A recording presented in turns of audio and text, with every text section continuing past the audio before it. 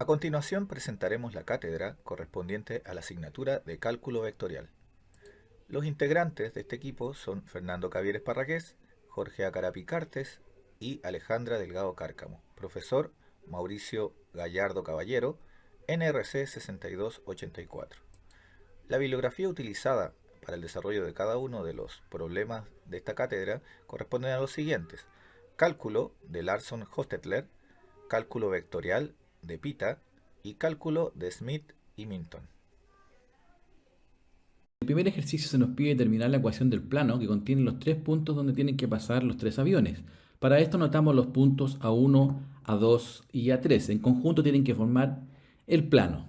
Lo primero es determinar, ¿cierto?, el vector A1, A3, donde calculamos restando A3 menos A1. Luego determinamos el vector A1, A2, donde calculamos restando A2 menos A1. Realizando la resta obtenemos dos vectores. A1, ¿cierto? Estos dos vectores. Donde están los siguientes vectores y posterior necesitamos encontrar el vector normal de estos dos. Realizando el producto cruz para las coordenadas y multiplicando cruzados, ¿cierto? 1 por menos 4 es igual a menos 4. Restamos, 15 por menos 4 es igual a menos 60. Agregamos el signo negativo según la fórmula y multiplicamos para la coordenada j. Sería menos 3 por menos 4 igual a 12. Menos 1 por menos 4 sería menos 4. Luego agregamos el signo positivo y multiplicamos por las coordenadas k. Es decir, menos 3 por 15 es igual a menos 45. Agregamos el menos 1 por 1 igual a menos 1. Sumando y calculando, ¿cierto?, los signos, obtenemos el vector normal 56 menos 8 menos 44. Este vector normal es necesario para calcular el plano que se nos está pidiendo. Para esto necesitamos un vector normal y ahora cualquier punto de los que teníamos anteriormente. En este caso vamos a escoger el punto A1.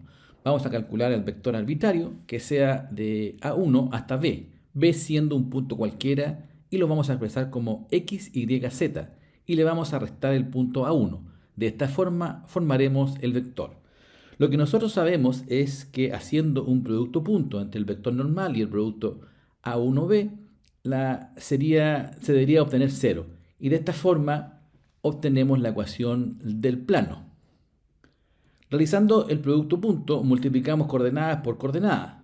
56 por coordenada x, menos con menos, es decir, x positivo 5. Luego, la segunda coordenada del vector normal, menos 8 por más 7, es decir, menos con menos te queda más. La tercera coordenada del vector normal, menos 44 por el paréntesis, ¿cierto?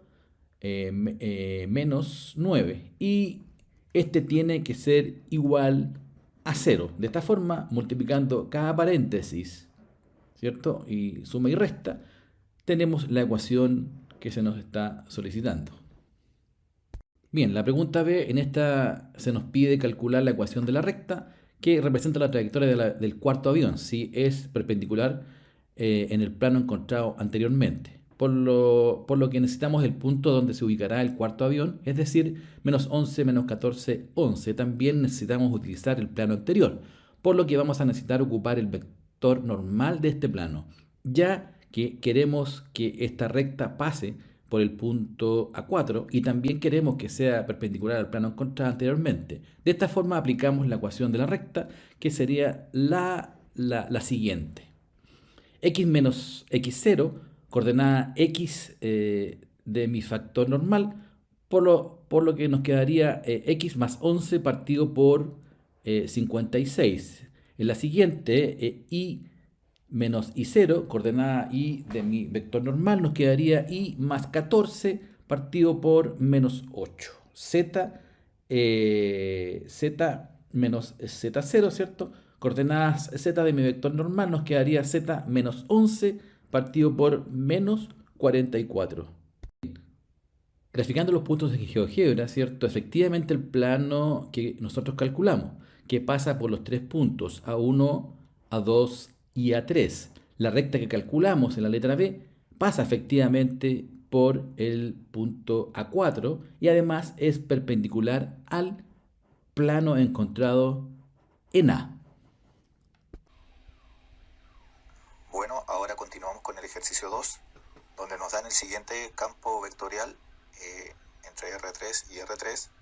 En la letra A nos piden calcular si la curva C es la intersección entre el cilindro elíptico y el plano.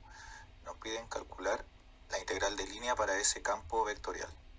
Primero anotamos el campo vectorial f de x y z, y aquí vamos a expresar la primera coordenada como P, la segunda como Q y la tercera como R. Primero vamos a calcular si el campo es conservativo o no. Para que sea conservativo necesitamos que el rotacional de f sea igual que 0. Y para que el rotacional sea 0, se necesita que estas tres derivadas se cumplan. Y bueno, al desarrollar cada una de estas derivadas llegamos a la conclusión de que el campo evidentemente es conservativo. Además nos dan la curva C, que es la intersección entre el cilindro y el plano. Esta elipse C la vamos a pasar a coordenadas paramétricas, donde x es igual a coseno de t e y dividido en 5 es igual a seno de t, obteniendo la siguiente curva paramétrica. Como nos piden calcular la integral de línea en este campo conservativo, existe una propiedad que dice que la integral de línea de un campo, si es que este es conservativo y la curva es cerrada, la integral siempre es igual que 0. En primer lugar, calculamos la curva C. Aquí tenemos las dos ecuaciones para x entre 0 y 1. Una posible parametrización de r de t sería dejar en función de x. De esta forma, en lugar de la x vamos a dejar la t. En el caso de y siempre es igual a 0. Y en el caso de z lo cambiamos por t. El dominio sigue siendo el mismo con t entre 0 y 1. Teniendo esto, calculamos la derivada r' de t. A continuación, para la integral de línea evaluamos entre 0 y 1 y evaluamos r de t en el campo vectorial, el cual sabemos que es conservativo. A continuación determinamos el producto punto entre la derivada y el r de t evaluado en el campo. Finalmente, este producto punto vale 0, por lo cual podemos decir que la integral va a valer también 0. Mi nombre es Jorge Acarapi y a continuación les voy a presentar el desarrollo del ejercicio 3, en el cual nos piden considerar la curva como el triángulo de los vértices A, B y C. Entonces procederemos a parametrizar este triángulo con los puntos dados. Entonces el proceso que vamos a realizar va a ser separarlo en tres distintas rectas, donde la primera va desde el punto A al punto B. Esta será la primera recta, por lo cual tenemos que básicamente encontrar la ecuación. En este caso debemos ocupar entonces el vector director desde A hacia B y lo encontramos restando el punto B menos el punto A. Entonces la ecuación de la recta va a estar definida por un vector posición más un vector director multiplicado por un escalar t entre 0 y 1, obteniendo de esta manera la primera parametrización de la recta. Posteriormente realizamos el mismo proceso pero desde B a C. Y por último realizamos el mismo proceso con el vector CA. De esa forma, anotando las rectas R1, R2 y R3, para t entre 0 y 1, podemos definir el triángulo que nos daban al principio y que corresponde a la unión entre estas tres curvas. A continuación, se puede apreciar el gráfico realizado en GeoGebra 3D, donde se encuentran los tres puntos graficados A, B, C, y están anotadas las tres curvas calculadas, y de esta manera se puede notar cómo se ve el triángulo solicitado. Para la letra B, vamos a comenzar realizando la parametrización de la superficie del triángulo. Menos 4 más 4u más 4v menos 4u menos 4v. Luego se realiza la integral de superficie de una función escalar. En este caso va a ser la doble integral de f evaluado en r, u de b, la norma de los vectores producto cruz de u de b. F de x de y de z es x elevado a menos 4, f evaluado en r de u de b es igual a menos 4 más 4u más 4v elevado a menos 4. A continuación, se calculan los vectores derivando primero con respecto a u, después con respecto a b, después el producto cruz y la norma de esto que finalmente da 16 raíz de 3. Finalmente me voy a la integral y reemplazo. Se realiza un pequeño cambio de variable, integro primero de b, hago el reemplazo y evalúo. Y me queda solo una integral entre 0 y 1, que es una integral de u. Sin embargo, al hacer la evaluación, el primer término da 0, por lo cual la integral diverge aquí, es decir, no existe el límite de la integral. Ejercicio 4, pregunta 4a. Nos piden determinar si el campo vectorial de f es conservativo. Para esto debemos calcular el rotacional de f si es o no igual a 0. Primero debemos definir los componentes del campo vectorial con respecto a P y con respecto a Q. Calculamos las derivadas con respecto a Y. Podemos ver que esta expresión no depende de Y, por lo tanto es 0. La derivada de menos 18y con respecto a Y es menos 18. La derivada de Q con respecto a X es menos 8x, por lo tanto queda en menos 8, ya que este componente tampoco depende de x, es igual a 0.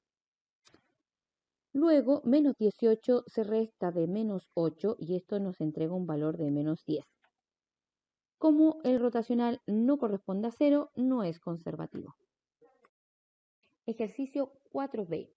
Determine la integral de la curva de f por ds, donde c es la frontera de la región anular descrita por la circunferencia, donde x es igual a 8 coseno de teta, y es 8 seno de teta, y la elipse es de x igual a 6 coseno de teta, y 5 seno de teta, con teta entre 0 y 2pi. Primero buscamos dónde estará, ¿cierto?, el borde de la elipse y la llamaremos como R1, donde R1 es igual a 30 partido por raíz de 5 coseno de teta al cuadrado más 6 seno de teta al cuadrado. Paso 2, debemos integrar. Aplicamos doble integral de d, de 10 de x de y, la pasamos a polares, donde una integral va a quedar de 0 a 2pi y la segunda integral de R1 a 8 por 10 por r por dr por d teta. Calculo la primera integral, donde 5 por 64, 2pi menos 5, integral de 0 a 2pi, 30 al cuadrado partido por 5 coseno de teta al cuadrado más 6 seno de teta al cuadrado por d teta.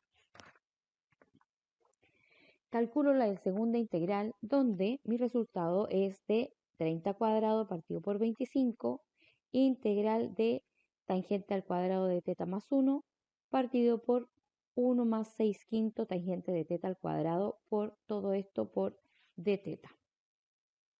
Se realiza un cambio de variable para identificar du, luego retomamos las integrales, donde 30 cuadrado partido por 25 es la integral de 5 sextos de u al cuadrado más u, partido por 1 más u al cuadrado, y du partido por 6 quintos por 5 sextos u al cuadrado más 1.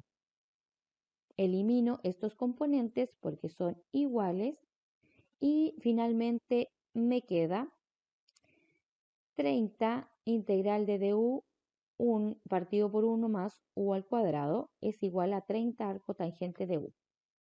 Todo esto es 30 arco tangente de 6 quintos tangente de u, donde reemplazo la u, ¿verdad?, con mis datos de acá arriba.